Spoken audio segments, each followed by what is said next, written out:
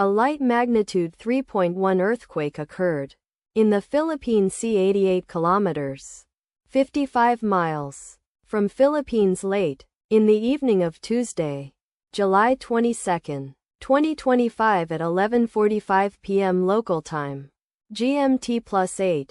The quake had a very shallow depth of 17 kilometers, 11 miles, and was not felt, or at least not reported so. First to report, EMSC after 11 minutes. The earthquake occurred 13 hours after a magnitude 4.4 earthquake had hit on Tuesday, July 22, 2025, at 10:48 a.m. GMT+8 local time, in 52 kilometers, 32 miles, distance to the southwest. Data source from Volcano Discovery.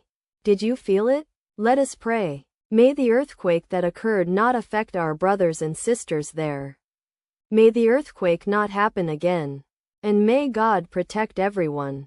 Amen.